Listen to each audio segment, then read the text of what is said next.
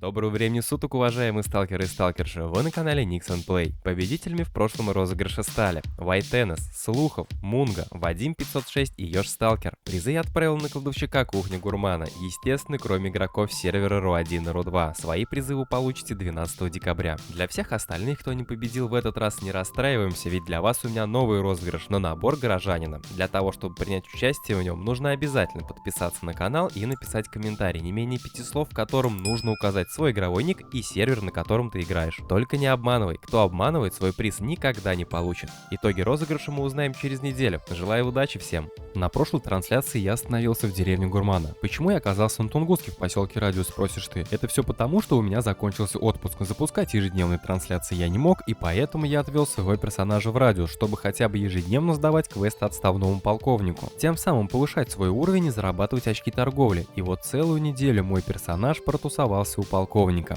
Но вот теперь ты узнал, почему 17-я серия прокачки новичка до топа начинается с Тунгуски. Приятного аппетита всем, кто кушает. Начинается трансляция все с того же мною любимого отставного полковника. Я всегда говорю и буду говорить, что ежедневные квесты полковнику сдавать обязательно каждому новичку, открывшему Тунгуску. И вот в очередной раз, сдав все ежедневные задания полковнику, я отправился в деревню Гурмана. В планах у меня было завершить 2 квеста за один заход. Помощь добрым людям и сыворотка правды. По обоим квестам мне нужно было к бате, поэтому я решил их объединить, чтобы было больше пользы и меньше беготни. Пришел в деревню Гурмана и сразу же побежал к складу, чтобы выложить свою добычу, принесенную с Тунгуски. Затем принялся собирать магарыч для бати. Некоторые необходимые предметы у меня лежали на складе, а некоторые мне пришлось покупать с доски у сталкеров и у Гурмана. Затянул рюкзак и пошел на аэропорт, а уже оттуда Паныч доставил меня на Везувий. Тут я заглянул к ученым, скинул ненужное барахло, принесенное с Гурмана, и пошел на бывший ликероводочный завод. К слову, находился он в квадрате I-91, если кто-то не знает. Отдал бате магарыч и завершил квест «Помощь добрым людям». Следом расспросил его о сыворотке. Конечно же, бесплатно мне давать ее никто не будет, но от денег батя отказался и предложил сделку.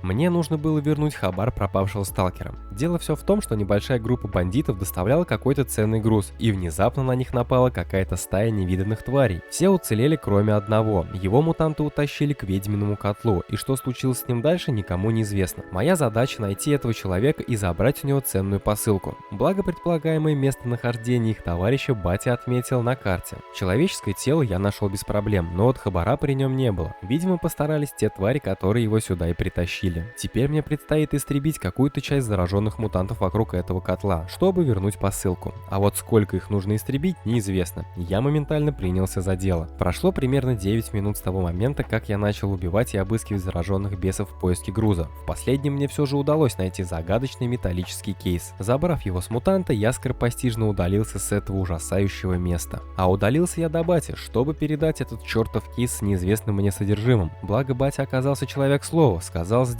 После того, как я вернул ему посылку, он передал мне сыворотку, которую ждет от меня Искариот, и сказал, что в случае чего мы друг друга не знаем. Пожали друг другу руки, после чего я пошел к ученым в лагере гида. Тут я решил сдать квест «Чудовище для красавиц». Почему бы и нет, подумал я. Деньги есть, а вот опыта и уровня мне категорически не хватает. Поэтому принялся закупаться нужными мне для квеста частями мутантов. Некоторые предметы были уже куплены, но на других кладовщиках, и их мне пришлось отправлять посылкой. Время в пути составляло 15 минут, и чтобы не терять их зря, я взял все шкуры и сердца волков и отправился на радиовышку, а по пути заглянул к Искариоту. А ты хочешь, чтобы время доставки посылки в любой уголок зоны было всегда 15 минут вместо 20 часов? Тогда вводи промокод NIX в меню игры, он подарит тебе бесплатный премиум, с которым ты не только решишь проблему с посылками, но и в 2 раза быстрее прокачаешь своего персонажа. Также премиум будет весьма кстати фармером, так как с ним шанс дропа хорошего лута увеличивается. И кстати, совсем не важно, где ты играешь, Steam, VK или Launcher, промокод работает абсолютно везде. Только вот время ввода его ограничено, так что советую поторопиться и не упустить свой шанс получить бесплатный премиум статус на аккаунт.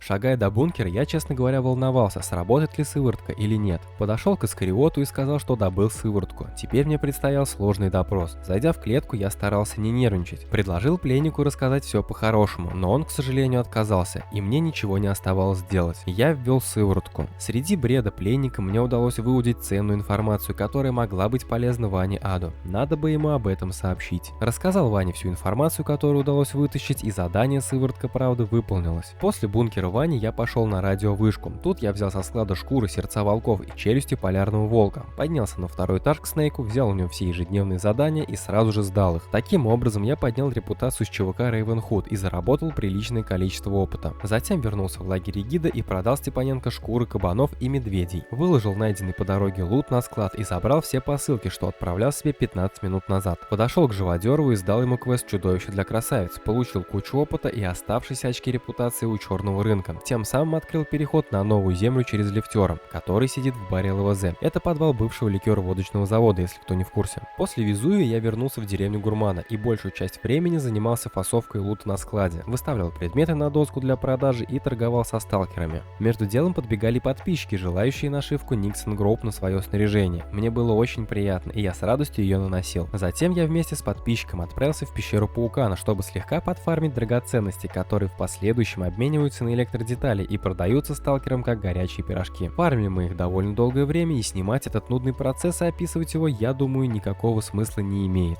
После пещеры уже в одиночестве я отправился снова на Гурман, выложил на склад все добытые драгоценности и завершил трансляцию. Братишка, подпишись, пожалуйста, на мой второй канал на Рутубе. Этим простым действием ты очень поможешь мне в развитии и дашь мотивацию на создание нового контента по нашей любимой игре. Спасибо, что досмотрел видео до конца. Увидимся в зоне, брат Сталкер. Иди, не мозоль глаза.